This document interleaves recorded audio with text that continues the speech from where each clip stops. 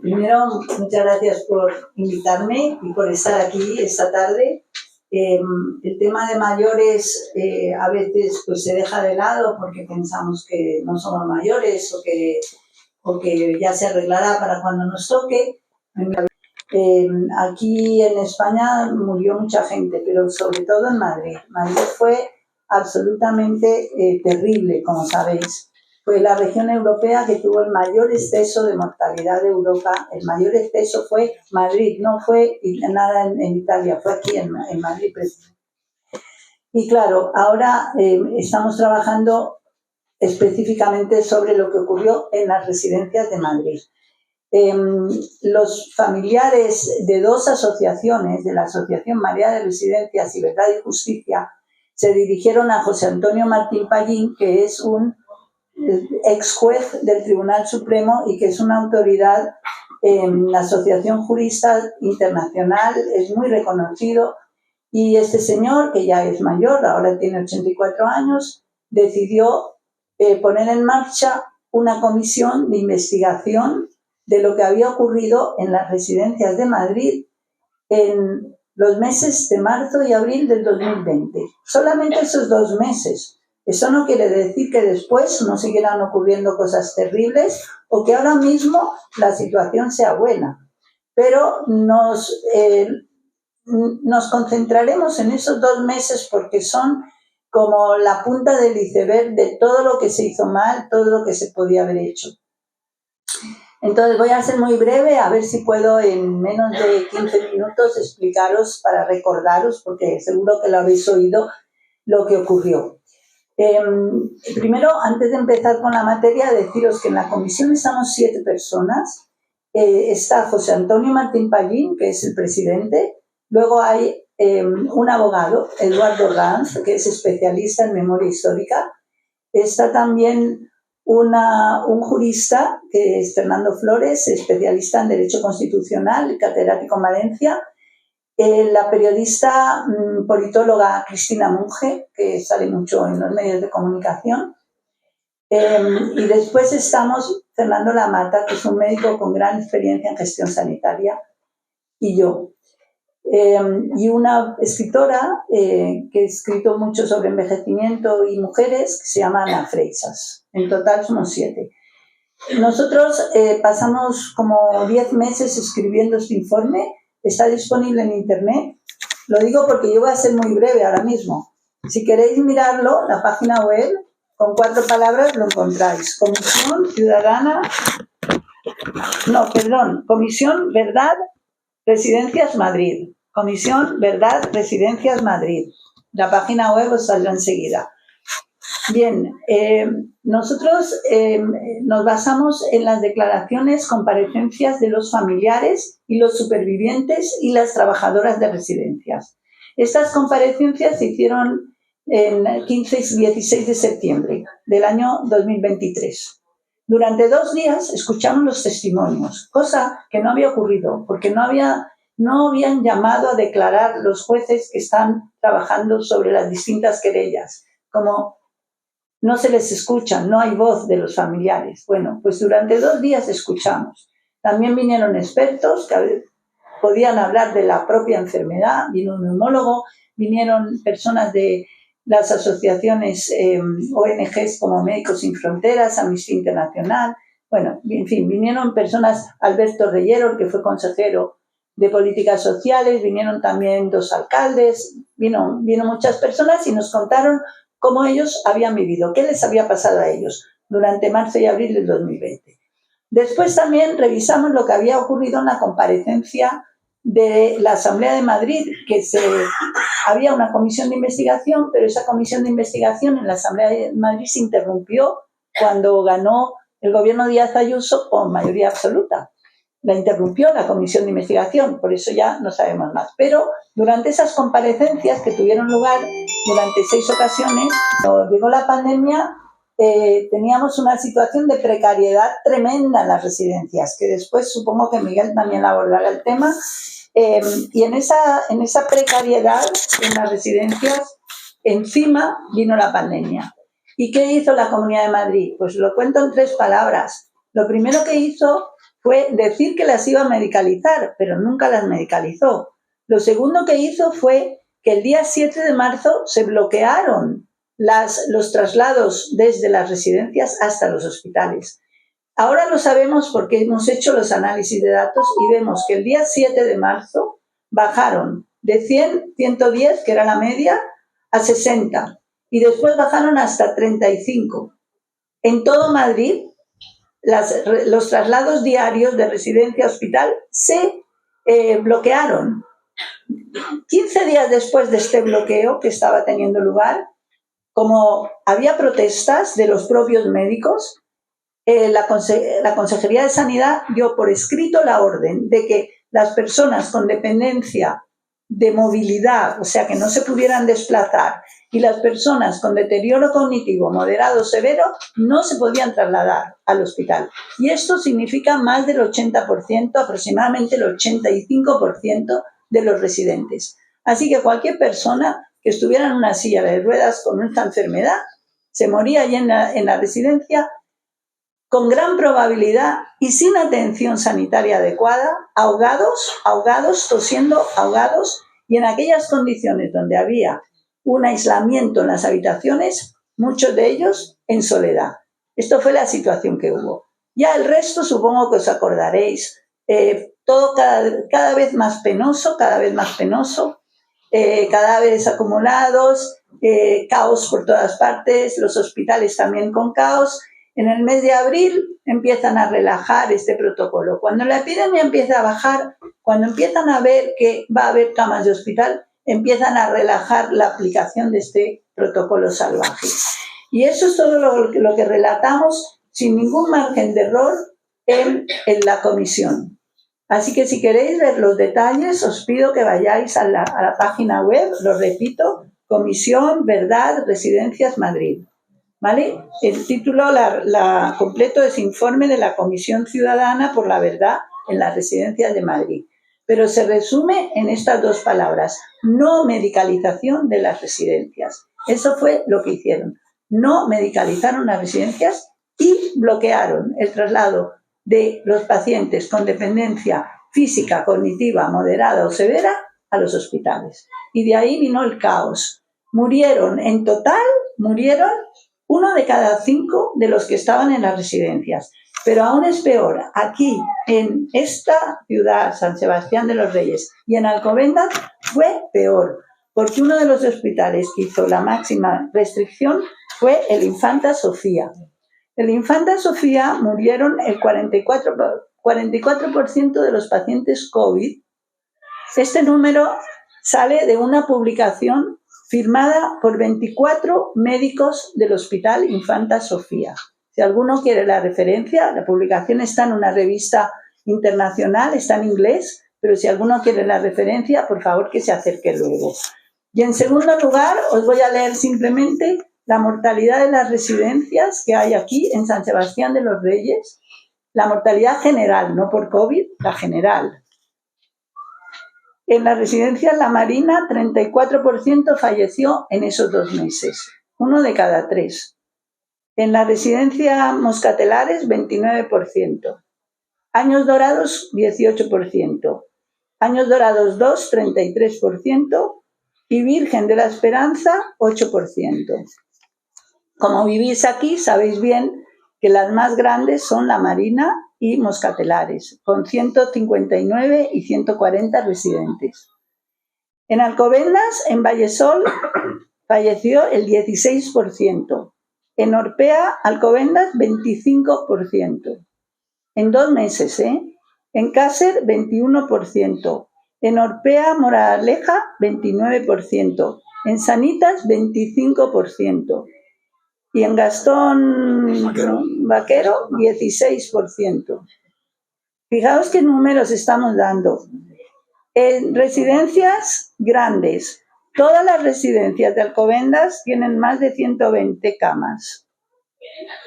Hay, como sabéis, las que son muy grandes, las conocéis vosotros, pero bueno, por deciros algo, Orpea, Alcobendas 180, Cácer 296. Bueno.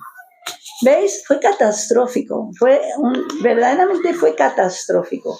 y lo único que queremos es que los detalles, como os digo, están todos aquí, está todo muy documentado y además en el sitio web viene toda la información, hasta las actas municipales de la Policía de Madrid, vienen todas, bueno, tenéis todo un montón de pestañas donde hemos colocado todos los documentos originales, pero lo importante es para nosotros dos cosas: que se haga justicia, que el Gobierno de Madrid rinda cuentas de lo que hizo y que no se vuelva a repetir, que esta mala práctica no vuelva a ocurrir, porque en otras comunidades de España no ocurrió. Es falso que en todas partes fue lo mismo. No es verdad. Yo tengo todos los datos, estoy cansada de leerlos y no es verdad. En muchos sitios hubo buenas prácticas. Murió gente, sí es verdad que murió gente, pero fue una pandemia terrible. En Madrid murió mucha gente que no tenía que haber muerto. Y estamos calculando que se podían haber ahorrado 4.000 de las 7.291 defunciones que ocurrieron en las residencias sin atención hospitalaria adecuada y en condiciones terribles. Bueno, yo quiero hablaros de la situación como familiar, porque mi madre murió en una residencia durante la primera ola de la pandemia aquí en la Comunidad de Madrid. Lo que intento es transmitiros la realidad. Bueno, la realidad que un poco suponemos, un poco nos imaginamos, pero también entendiendo qué pasó con nuestras familias y cómo lo hemos vivido nosotros. Y lo primero que quiero aclarar es que os voy a contar dos realidades.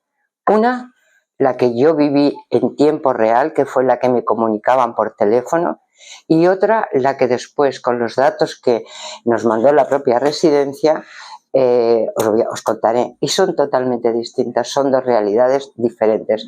Con lo cual, yo lo primero que os quiero decir es que hubo ocultación de la verdad. Empiezo. Mi madre tenía 91 años, se llamaba Julia, porque es importante también dar los nombres, porque de los 7.291 muertos, detrás hay seres humanos que tienen nombre, que han tenido una vida y que hay familia detrás de ellos. Bueno, pues mi madre con 91 años llevaba 8 años viviendo en esta residencia en la Comunidad de Madrid. ¿Y qué ocurrió? Pues que el 8 de marzo la propia residencia nos dice a las familias que ya no podemos volver a visitarles, que nos despidamos de ellos porque hay que evitar que el COVID entre en ellas. Bueno, nos pareció razonable, vale, vamos a evitar que el COVID entre. Nosotros nos despedimos de nuestra madre y lo que pensamos que iba a ser una despedida temporal fue una despedida eterna, porque ya no volvimos a hablar con ella. No pude verla en una videollamada. No pude saber absolutamente nada de ella. Por lo tanto, fue brutal. ¿Os imagináis qué mes pasamos desde el 8 de marzo al 8 de abril, que murió a las 6:30 de la mañana, sola en su habitación? Pues esto para las familias es un dolor impresionante, saber que cada día que pasa no sabes cómo está tu madre, no la puedes ver, no puedes hablar. Bueno, un horror. Os voy a contar la información telefónica que nos iban dando. Siempre era igual. Primero era dificilísimo contactar con la residencia, porque o no te cogían el teléfono o cuando te lo cogían pasaban a recepción y en recepción te decían que ellos no estaba permitido que dieran información. Por lo tanto, había días que no sabías nada. Cuando por fin conseguías hablar, te decían siempre lo mismo, al menos a nosotros. No os preocupéis, vuestra madre está bien, tiene apetito, entiende perfectamente lo que está ocurriendo y además, si pasa algo, no os preocupéis porque nosotros os avisaremos. ¿Os imagináis? Cada día era una lucha porque hoy no nos han llamado. Bueno, está bien, es una pequeña victoria. Pero imaginaos que tengamos que esperar a que nos llamen si a nuestra madre les ha pasado algo. Bueno, pues todo fue bien hasta el 30 de marzo. El 30 de marzo mi madre nos llama el médico y nos dice que ha sufrido un proceso, que se ha quedado inconsciente, que está deshidratada y que tiene deposiciones líquidas, pero que le han puesto suero fisiológico y que se ha recuperado. Quiero que os quedéis con este dato, que se ha recuperado, porque luego cuando más tarde, al cabo de 2 meses, recibimos el informe médico, nos damos cuenta de que era mentira, que mi madre no se había recuperado. Vale. Entonces van pasando los días hasta el día 5 de abril. El 5 de abril ya el médico nos llama y nos dice que mi madre ha perdido oxigenación por primera vez, porque hasta entonces, por lo visto, estaba, bueno, según dice el informe médico, estaba bien, que está inconsciente, reactiva, tiene deposiciones líquidas, rectorragia, fatal. El día 5. El día 6 empeora, el 7 también, y el 8 a las 6:30 de la mañana muere. Nos llaman que ha muerto. ¿Os imagináis que todos estamos preparados, porque es así, biológicamente estamos preparados para recibir la muerte de nuestros padres, porque es lo real?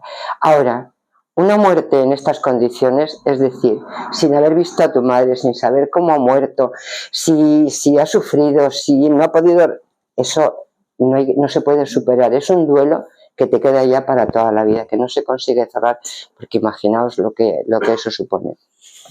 Bueno, pues esta es la realidad que yo viví, de lo que me transmitían, de la experiencia, de lo que mi madre vivió. ¿Cuál ha sido la realidad? Y aquí viene un tema importantísimo. La residencia nos mandó el día 6 de abril, también quedamos con esta fecha, el 6 de abril, nos mandó unos documentos por el correo a todas las familias, donde nos dice que nos va a contar la realidad. O sea, que lo que me habían contado hasta entonces era ¿qué era? Pues una historia para, no sé, pues supongo que para no dañar la imagen del grupo, no lo sé. Pero ahora nos contaban la realidad. Y la verdad es que la realidad es demoledora. Mirad, lo voy a agrupar por puntos.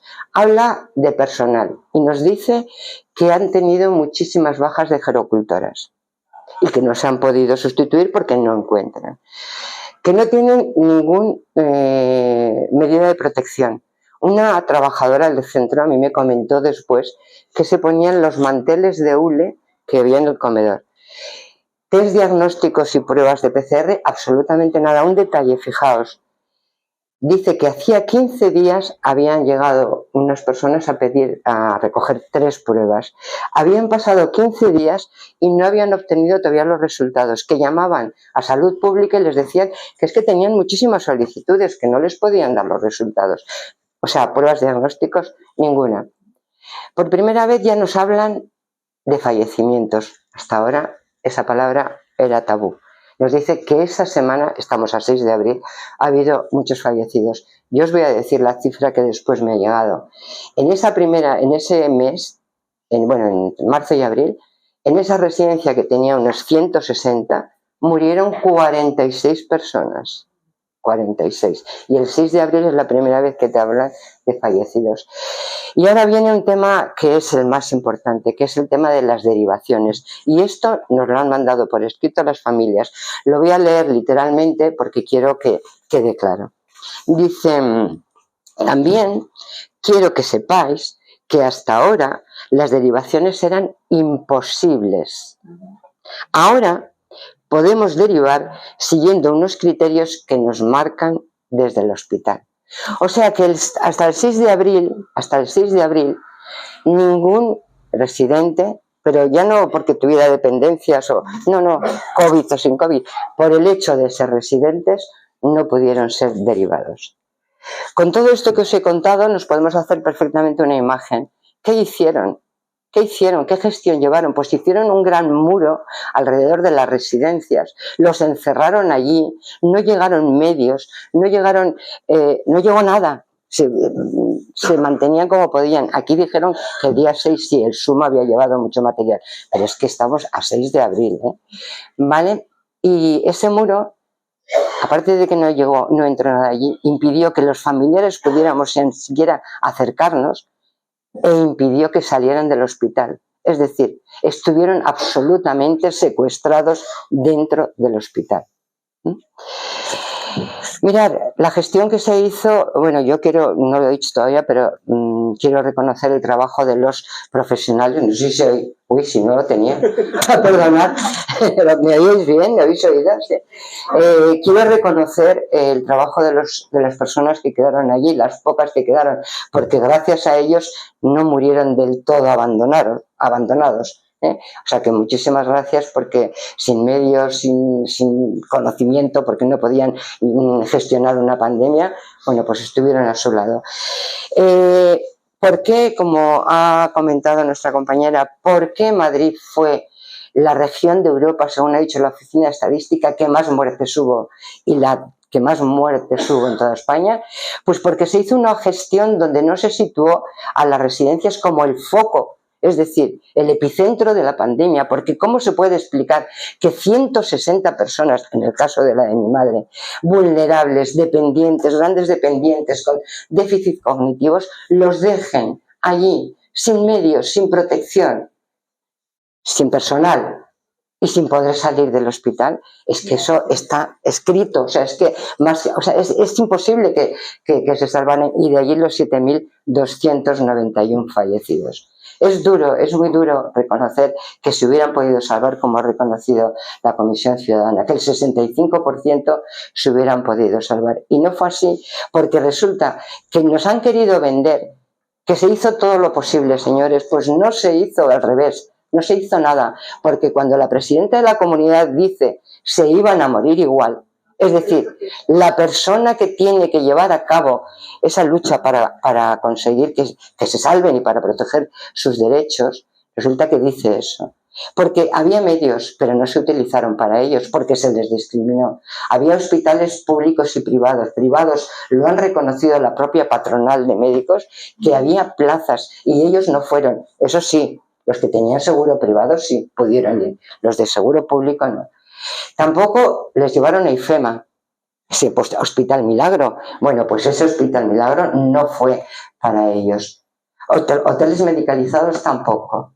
Y luego la mentira de que se iban a medicalizar las residencias. Pero por favor, ¿cómo una presidenta puede decir el 17 de marzo que se han medicalizado todas las residencias, cuando ese famoso plan bicho fue un fracaso estrepitoso y fue un desastre?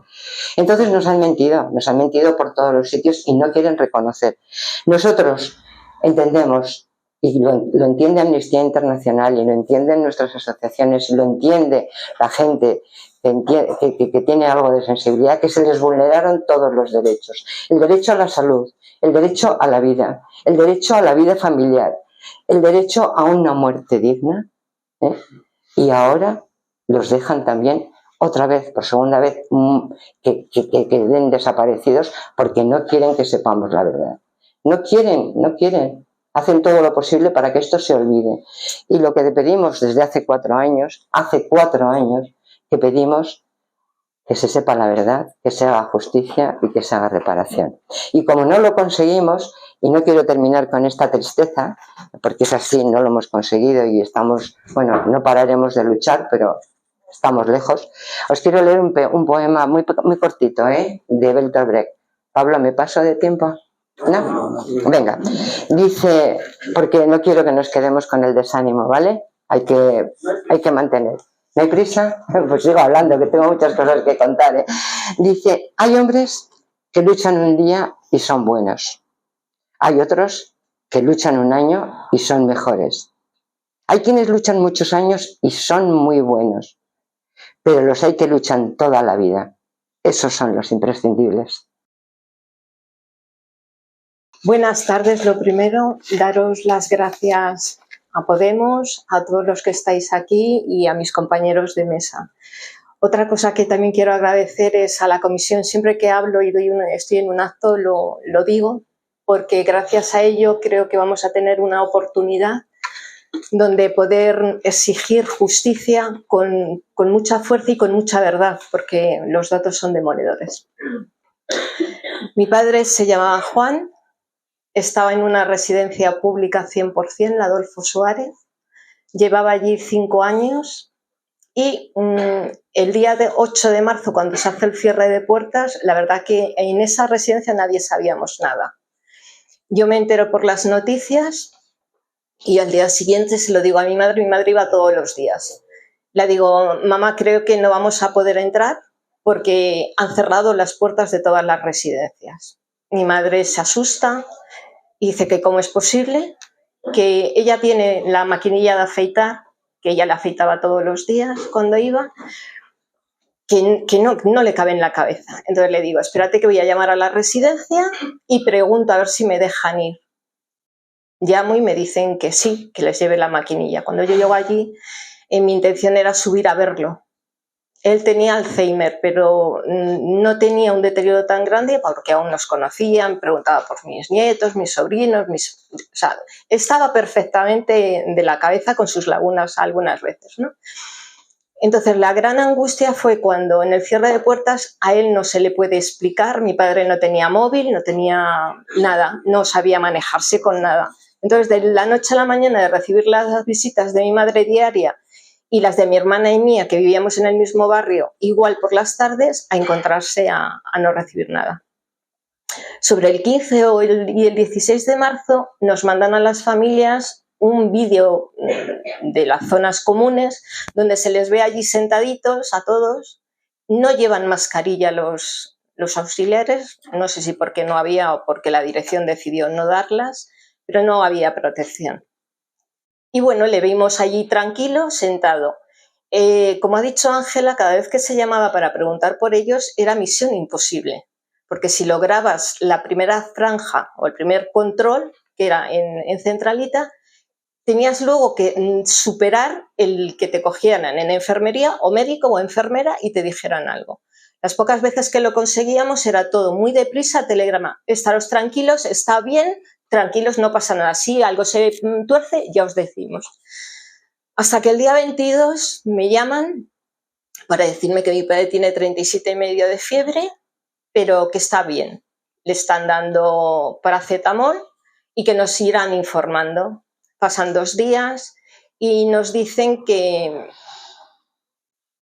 ha empeorado un poco, sigue con febrícula, que tiene una saturación de 84% de oxígeno en sangre y que han empezado a darle un tratamiento con antibiótico, aparte del paracetamol.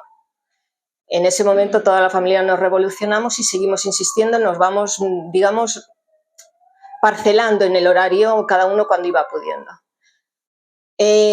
Cada vez que llamábamos era siempre lo mismo. Él está bien, no reacciona, pero está bien, está tranquilo y está estable. Yo les pregunto desde el primer momento si le han conseguido hacer el test COVID. Nunca me dijeron ni sí ni no. No se hace y, o sea, no me dicen nada y ya está. Hasta que el día 4 de abril, a las 3:30 de la tarde, la psicóloga me llama con una videoconferencia y me dice que avisa a mis hermanos y a mi madre y así todos le podemos ver.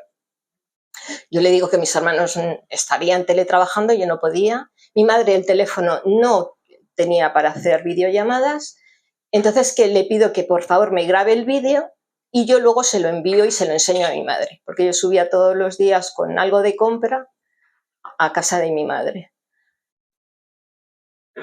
Entonces, cuando hacen esa videollamada, yo a mi padre le veo adormilado, que la psicóloga le dice, Juan, reacciona, mira que es tu hija, que está con tu yerno, pero mi padre con los ojos adormilados sin tener fuerza como para abrirlos y no logramos. En ese momento a mí me dicen que eran las 3:30 de la tarde que le van a dar de comer. Yo ahora, a tiempo pasado, sé que a mi padre no le daban de comer y a las 3:30 de la tarde y en las condiciones que él estaba, no. El día 6 a las 9:30 de la noche, 10 menos 20, me llaman para decir que mi padre ha fallecido. Yo fui la que se lo dije a mi madre, con la gran tristeza de que ella estaba también sola en casa. Llegamos a llamar a la policía para ver si nos dejaban estar con ella en esos momentos.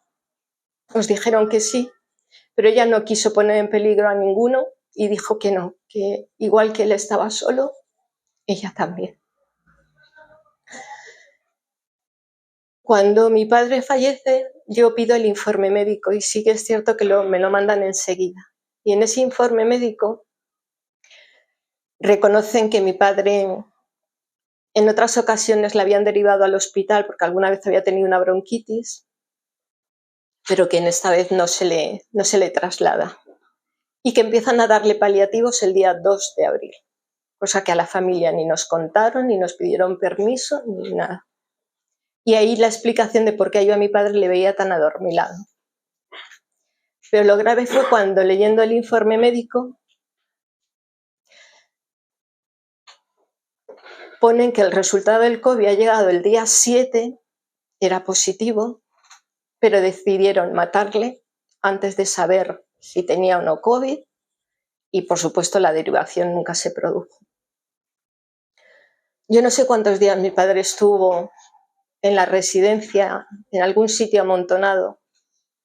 Nosotros gestionamos todos, teníamos el seguro de decesos con Santa Lucía y llegado un momento nos llaman, creo que fue el 9 o no estoy segura, para decirnos que en Madrid está tan colapsado de cadáveres que no nos aseguran ni cuándo ni cómo le iban a dar, incinerar en este caso, ¿no? Entonces nos dan dos opciones, o dejarlo en Madrid y que el cuerpo se pierda, que había pasado ya en algún caso, o mandarle incinerar a Santiago de Compostela. Se lo digo a mi madre y dice que sí, que mejor mandarla a Santiago de Compostela a que lo incineren. Santa Lucía se compromete con nosotros que en el momento que le den la salida de Santiago nos lo llevan las cenizas a una casa y así se hace. Y lo incineran el día 12 de abril, el día de mi cumpleaños. A partir de ahí me pongo en marcha y a través de Marea de Residencias pongo una querella contra la dirección y contra la Comunidad de Madrid. Ayuso, Escudero, López Ruiz, Topiche. Y actualmente lo tengo, las dos querellas están en el Constitucional con un recurso de amparo. Como ha dicho Ángela, vulneraron todos los derechos. Porque es como la sensación de que cuando entras en una residencia pierdes todo, no tienes derecho a nada. Y a ellos se lo negaron todo. Y la pena que nos queda a las familias, porque, como dice Ángela, es un duelo que nunca se acaba. El señor Osorio no quiere que se hable de esto porque dice que es avivar el dolor y abrir el duelo. Es que el duelo no se ha cerrado. Entonces no tenemos nada que abrir otra vez porque no está cerrado. El desprecio con que la señora Ayuso habla de nuestros muertos me parece vergonzoso. Y ya va a ser por una cuestión, ya no solamente por los 7.291 que fallecieron, sino porque si esta situación se vuelve a repetir, esto no se investiga, esto no se juzga y esto nadie nos garantiza que nunca más se vuelva a repetir, cualquier sector de la sociedad es carne de cañón de esta gentuza. Y lo digo así de claro y no me corto. Han matado a mucha gente. Y hay casos, el mío puede ser duro, el de Ángela, y los hay terribles. Y esta sociedad está adormecida porque no quieren que se sepa. Pero creo que para eso estamos las plataformas, la Comisión Ciudadana, para ayudarnos a que esto llegue a toda la población y la población despierte.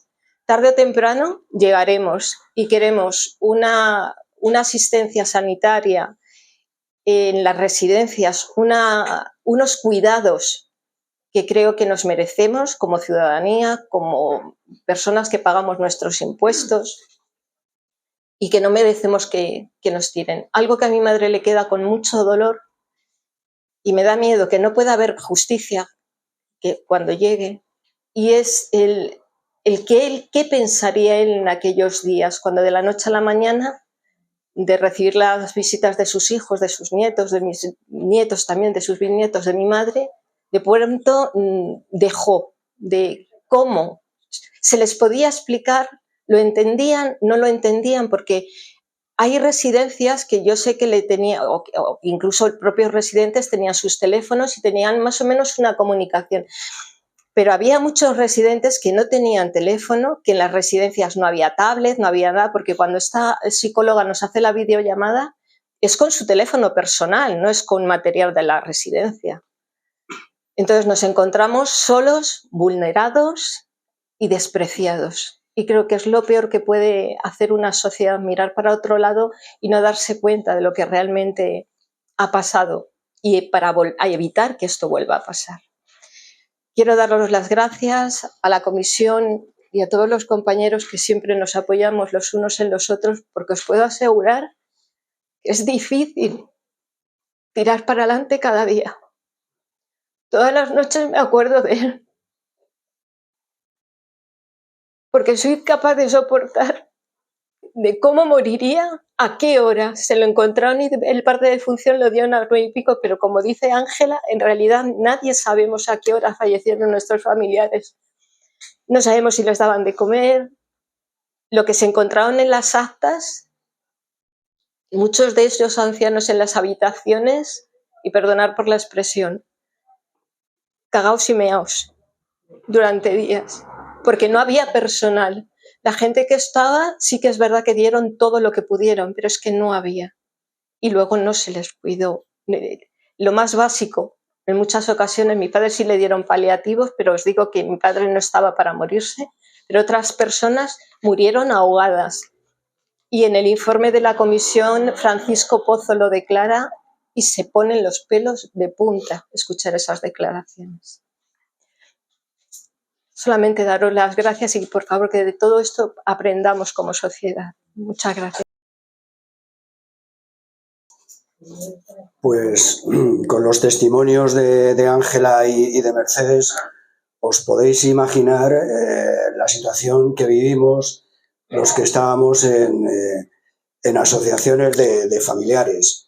A nosotros en aquellos momentos, claro, la única posibilidad que teníamos de contacto con las familias y con los residentes era a través del correo electrónico. Y a nosotros nos llegaban correos electrónicos auténticamente desgarradores. Ahora, pues claro, todo esto lo recuerdas y recuerdas pues lo mal que lo hemos pasado todos, que creo que no es difícil imaginárselo. Efectivamente, Madrid, según el Comité Europeo de las Regiones, es la primera región en Europa con exceso de mortandad. Y eso es por algo. Y solamente por eso debería haberse creado una comisión específica de investigación para saber qué es lo que pasó en Madrid. Bueno, eso no se ha hecho. Yo recuerdo en aquellos momentos pues una residencia bueno, de vecinos nuestros, la de Orpea Alcobendas, que conseguimos a través de la Consejería de Políticas Sociales, le arrancamos el compromiso de que iban a mandar a la UME y que la iban a mandar pues de un día para otro.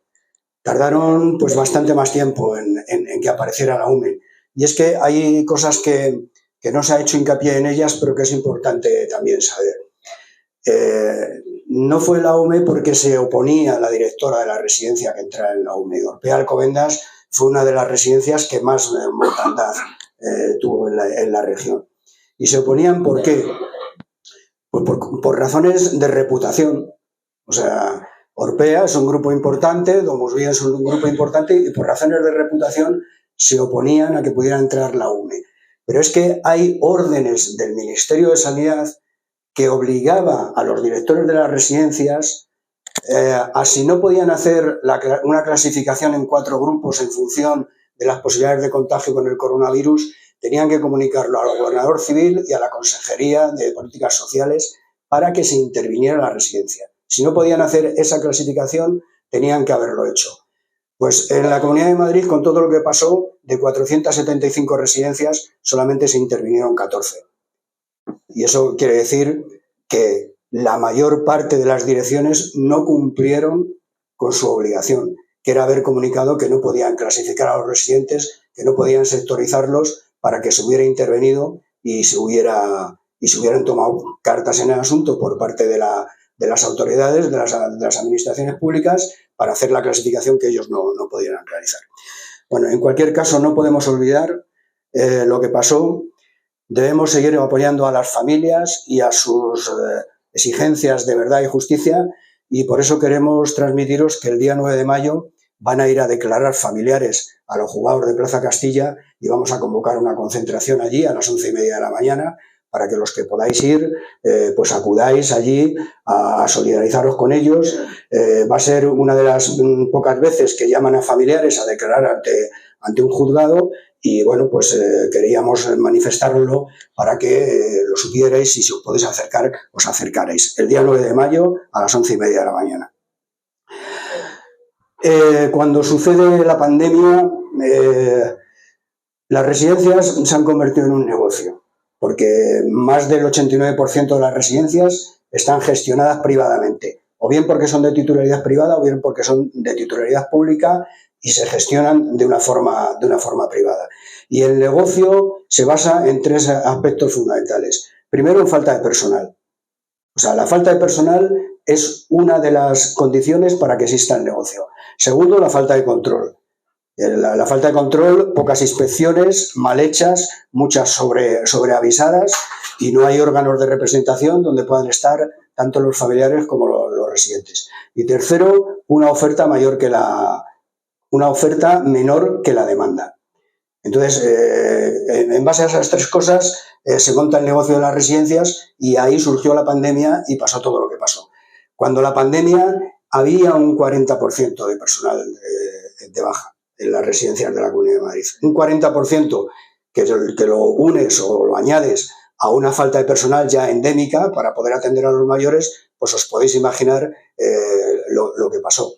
Hay estudios en los Estados Unidos que hablan de que la COVID-19 tuvo menos incidencia en las residencias de los Estados Unidos en función de que hubiera más personal gerocultor dentro de la residencia. Pues si además de que había poco personal ya endémicamente en las residencias de la Comunidad de Madrid había un 40% de baja, pues os imagináis qué es lo que pasó. ¿Y qué es lo que pasó? Pues lo que pasó fue que se discriminó a las personas por su edad y porque vivían en una residencia. Porque las medidas que se tomaron con las residencias, no se tomaron con las personas mayores que vivían en sus domicilios.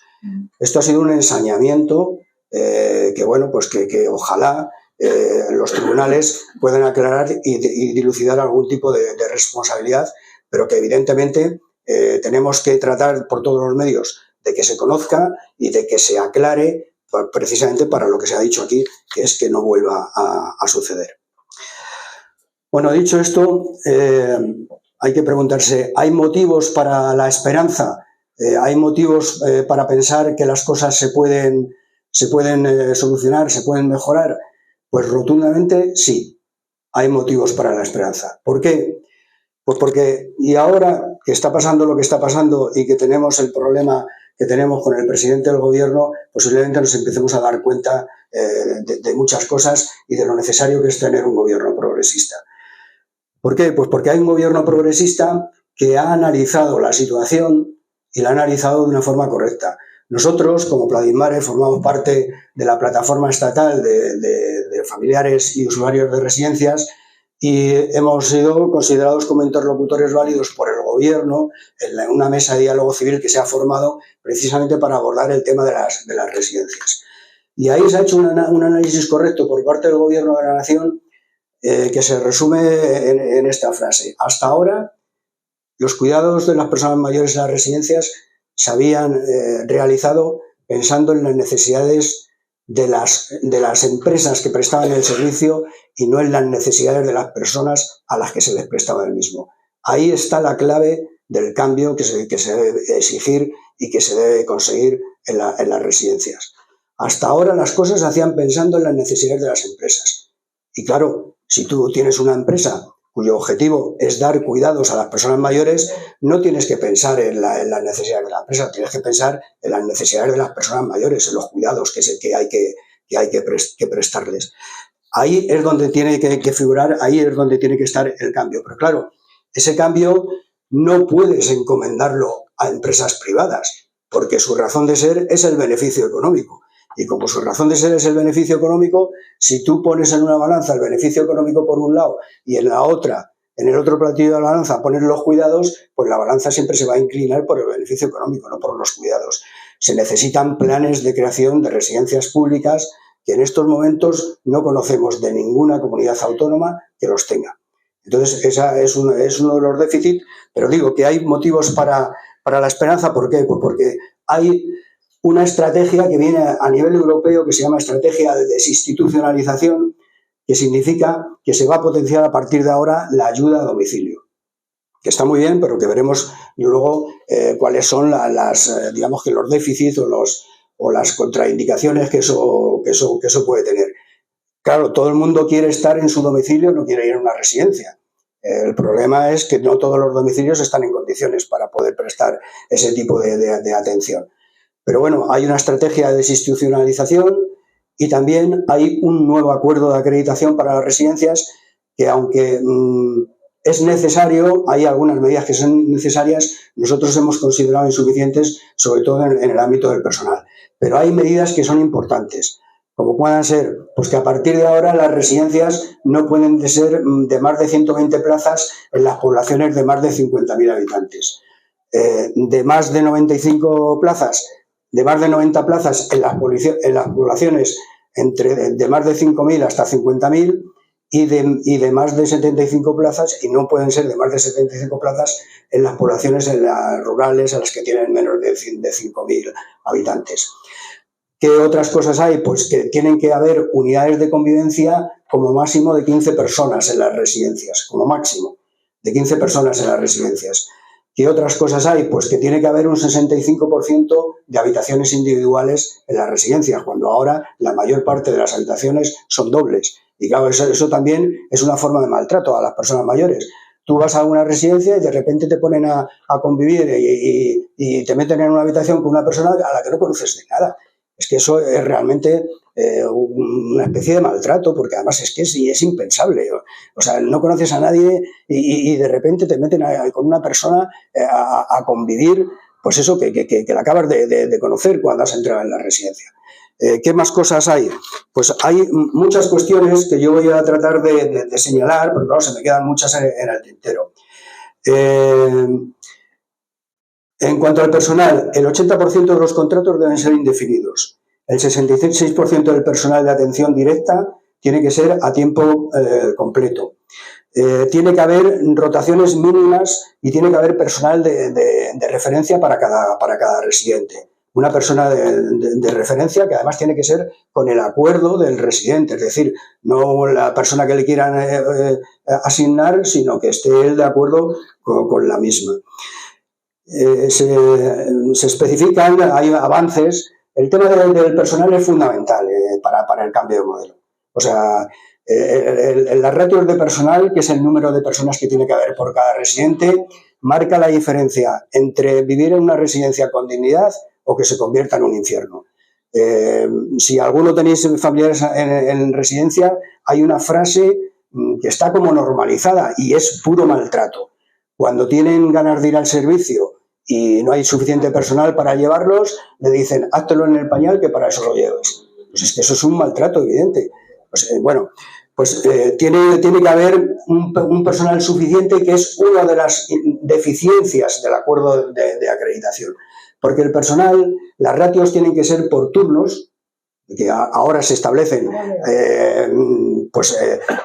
diariamente por las 24 horas, pero hay que dividirla entre 3. Cuando te dicen que tiene que haber un 0,36 o un 0,43 de ratio de personal de gerocultoras, esas ratios de gerocultoras no es que vaya a haber 0,36 por la mañana, 0,36 por la tarde y 0,36 por la noche, sino que lo tienes que dividir entre 3. Entonces, claro, los que hay son bastante menos para atender a los residentes. Lo divides entre 3, pues te dan 0,12. Entonces, claro, eso significa que hay bastante menos personal del que se dice. Pero hay avances en el sentido de que se van a establecer ratios en 2 niveles de atención directa. De primer nivel, que son las gerocultoras o TKEs, se establecen ratios de TKEs, y de segundo nivel, en el que figuran las gerocultoras y figuran los médicos, las enfermeras, los fisios, los terapeutas ocupacionales y tal. Eso es un avance, pero las cifras que se dan en el acuerdo de acreditación son totalmente insuficientes y no sirven en absoluto para que haya el cuidado que tiene que haber en las residencias. En cuanto a los residentes, pues hay una cuestión fundamental, que tiene que haber un plan personal de apoyos y que se tiene que escuchar las preferencias, cuáles son las preferencias y cuál es la voluntad del residente. Otra cuestión fundamental es que tiene que haber en todas las residencias un protocolo de maltratos. Si hubiera habido un protocolo de maltratos en Moscatelares, no hubiera sucedido las violaciones que todos conocemos y que han sucedido, el escándalo que se ha organizado. Porque en el momento en que se hubiera dicho, señorita, que esta persona pues me ha hecho tal, pues hubieran despertado todas las alarmas, hubieran tenido que inmediatamente comunicarlo a los superiores, hubieran tenido que investigar qué era lo que estaba pasando y desde luego no habría ocurrido lo que ha ocurrido, por ejemplo, en la residencia de Moscatelares. A ver, en un plazo de 3 años se tienen que eliminar las sujeciones. Las sujeciones tienen que ser por prescripción médica y como último recurso, y tiene que ser por el tiempo mínimo imprescindible, con conocimiento de la Fiscalía. Y no valen que haya autorizaciones genéricas por parte de los familiares, sino que tiene que ser en cada caso. En un plazo de 3 años, todas las residencias tienen que estar libres de sujeciones y solamente en casos excepcionalísimos se podrá utilizar las mismas. Hasta ahora las sujeciones se estaban utilizando porque como no había personal, pues si tenías que no te diera guerra o la posibilidad de que se pudiera caer, le ponen las sujeciones, pero porque hay falta de personal, no es por otra cosa. Eso se tiene que eliminar. Bien. Testamento vital. Todas las personas tienen que conocer que existe la posibilidad del testamento vital en las residencias y que tienen derecho a ejercitarlo y a ejercerlo. Los centros, a partir de ahora, tienen que ser próximos al domicilio del residente. Ya no debería valer el hecho de que se viva en San Sebastián de los Reyes y se le mande a Cadalso de los Vidrios, porque no hay plazas suficientes. Bien. En cuanto a la coordinación sociosanitaria, que esta es otro de los problemas, ahora mismo en la Comunidad de Madrid la regulación que existe es que las residencias tienen que garantizar la atención sanitaria con medios propios o ajenos. Esa es la regulación. Tienen que garantizar la atención sanitaria con medios propios o ajenos. Bueno, eso significa que si no tienes médico, o sea, que no tienes ninguna obligación de tener ni médicos ni enfermeras, porque los medios ajenos son el Servicio Nacional de Salud. Claro, el problema es que cuando se entra en una residencia se pierden derechos. Y uno de los derechos que se pierden es que por el hecho de decir que tienen un médico no sé qué, los servicios médicos actualmente tienen que ser complementarios y se convierten en sustitutivos del Servicio Nacional de Salud. No, cuando entres en una residencia sigues siendo un ciudadano y sigues teniendo derecho al Servicio Nacional de Salud. Y los que deben diagnosticar y los que deben decidir qué es lo que tienen que hacer son el Servicio Nacional de Salud. Y lo que tiene que haber es una coordinación entre el Servicio Nacional de Salud y los servicios médicos de la residencia para que efectivamente, en función de los diagnósticos que se hacen en el Servicio Nacional de Salud, los servicios médicos de la residencia como servicios complementarios pues continúen con el tratamiento, se coordinen con el Servicio Nacional de Salud, que hasta ahora no se hacía. Es más, hay muchos médicos de cabecera que lo que hablan de los residentes es que no son sus pacientes, que ya están ahí los médicos en la residencia. Pues no, eso no es así. Siguen siendo sus pacientes porque siguen teniendo el mismo derecho que cualquiera, como cualquier ciudadano, al Servicio Nacional de Salud. Bueno, pues tiene que haber una coordinación que tiene que cambiar esta historia que se está dando hasta ahora y que sirve, entre otras cosas, pues para que de una forma un poco sibilina se haya privatizado el servicio médico de los residentes que viven en las residencias. O sea, es que siguen siendo ciudadanos como cualquier otro. Bien. A ver. Tiene que haber planes de contingencias ante emergencias como las que han ocurrido de la pandemia y tal, en todas las residencias. Y tendrán que hacer sus propios planes de evacuación y sus propias medidas y sus propios ensayos para que no pueda ocurrir lo que pasó durante la pandemia. Y luego tiene que haber inspecciones públicas en las que se sepa por qué se ha hecho la inspección, cuál ha sido el resultado de la misma y cuál ha sido la sanción o no que se haya podido imponer a la residencia. Y eso tiene que conocerse de una forma absolutamente pública. Bueno, esto, digamos que de una forma muy resumida y a lo mejor un tanto atropellada, es los puntos más importantes del acuerdo de acreditación. Ahí tenéis unas hojas que os hemos dejado como pladismare, en los que vienen más o menos resumidos cuáles son los puntos más importantes del acuerdo de acreditación. Puntos, los que tengáis familiares en la residencia, porque es que esos puntos son exigibles.